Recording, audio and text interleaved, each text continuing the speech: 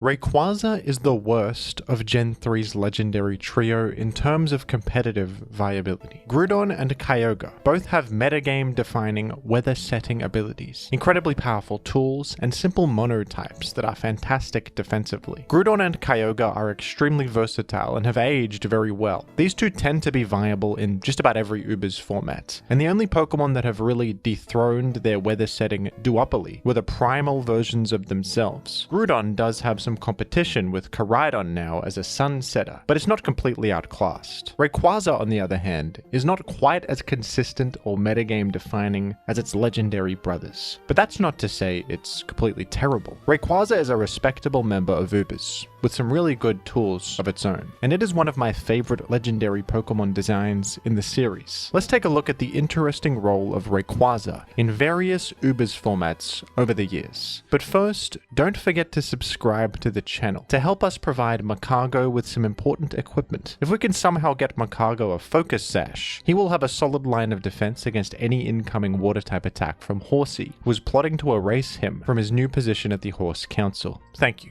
While Groudon and Kyogre both have weather-setting abilities, Rayquaza was designed to be a foil to these two Pokemon, and the allies that benefit from their weather. Rayquaza has the ability Airlock, which disables the effects of weather completely, while Rayquaza is on the field. This is a really great ability design, and I love that it fits thematically with the other two members of the trio and has useful gameplay applications in the Ubers format. In Gen 3 Ubers, weather strategies are central. Sun teams using Groudon will commonly have Chlorophyll Pokemon to take advantage of that sun. Chlorophyll grants double speed in the sun and turns an otherwise unremarkable Pokemon like Exeggutor into a serious threat now that it can outrun almost everything, put them to sleep, and even take advantage of Solar Beam. But because of Airlock, Rayquaza completely disables their Chlorophyll ability, erasing the sun from existence. And Rayquaza can easily outrun and threaten Exeggutor with a super effective hidden power flying. Fellow Chlorophyll Pokemon Shiftry suffers from much the same fate. Rain teams also take advantage of Swift Swim Pokemon for much the same effect, like Ludicolo, Kingdra, Omastar, and Kabutops. On top of providing this anti-weather utility, which is very valuable, Rayquaza is one of the blessed Pokemon with access to Extreme Speed, an excellent priority move with 80 base power. Extreme Speed helps you out against Deoxys Attack, who is extremely fast but extremely frail and will drop in a single hit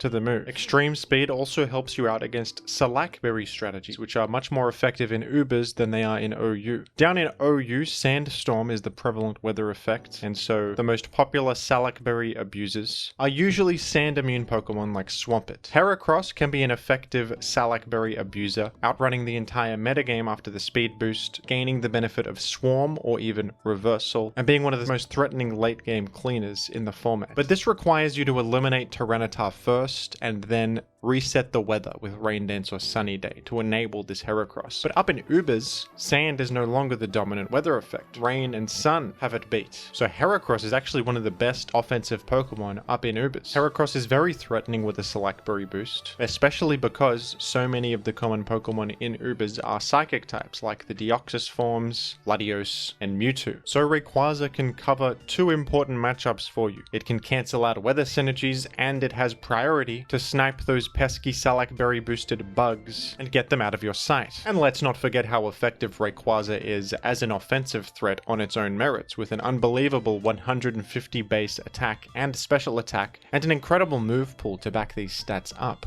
The most popular Rayquaza set is a Choice Band set, abusing the Pokemon's massive attack stat and turning it into a monstrous breaker. Hidden Power Flying can be used for stab, but so can Hidden Power Bug, which not only hits grass types, like Exeggutor, after its Chlorophyll has been disabled by your Airlock, it also hits Latios and Mewtwo. Hitting Psychic types is very important in this metagame, so Hidden Power Bug is a great mid-ground option to lock into and threaten a lot of stuff at once. Rayquaza's Choice Band boosted Extreme Speed is very scary and a great way to clean up games and finish off low health threats. Moves like Earthquake and Rock Slide are great for coverage, Earthquake especially to hit steel types trying to come in against your Extreme Speed or flying type attacks. And Choice Band Rayquaza sets can even run special coverage, Overheat being a popular option, a great move to click on a switch in like Forretress or Skarmory or Metagross. What's great about this is that you don't have to worry about Rain nerfing your fire type damage because you ignore weather. Forretress and Metagross are common common on rain teams because they're shielded from fire type damage a bit more, but Rayquaza can completely bypass this. Dragon Dance is another popular option on Rayquaza, turning it into a win condition. And my favorite variants of Rayquaza are the mixed attacking variants. This Pokemon has such a vast move pool and so many cool tools to take advantage of. It has Crunch, which is a special attack in Gen 3, hitting targets like Mewtwo and Latios very effectively. Dragon Claw for big dragon type stab, also chunking Latios. Ice Beam and Thunderbolt, the classic Bolt Beam coverage combination. Thunderbolt is great against the Swift Swim Pokemon that usually resist your common attacking moves like Extreme Speed and Hidden Power Flying. You can Thunderbolt Kabutops and Omastar and one-hit KO them. Fire Blast and Overheat are obviously fantastic. Brick Break is a great way to hit Snorlax and Blissey coming in against your special moves. You can even throw Extreme Speed in here for that added benefit of priority, helping you in the Heracross matchup and other matchups. Rayquaza is a delightful Pokemon in the Gen 3 Ubers metagame, and one of the most fun to build with, extremely customizable and versatile. It makes sense that Groudon and Kyogre are the pillars of the metagame, the defining strategies, the Pokemon you build around the most, but Rayquaza is a bit more of an anti-meta Pokemon, and I think it was designed that way intentionally. While it may not be as dominant and central to the format as its brothers, it has an extremely important role to fill, and in a way it does act as a foil to their strategies and their synergies. Another Ubers metagame that I played quite a lot of was Gen 7 Ubers, and Rayquaza had a fun role in that metagame too. Groudon's primal form was far and away the best Pokemon in this format, as it was back in Gen 6 Ubers. Groudon Primal sets Harsh Sunlight on the field with its Desolate Land ability, and in Harsh Sunlight, water type moves have no effect. This is extremely complementary to Primal Groudon's Ground Fire typing, which would otherwise be times 4 super effective against water. Primal Groudon is fantastic defensively because of this, with only one weakness to ground. There is a Pokemon that can bypass this effect, Rayquaza with Waterfall. Rayquaza's Airlock does apply even to the Harsh Sunlight set by Desolate Land, and it will ignore that water type immunity. The ability to just one-hit KO Primal Groudon is extremely valuable.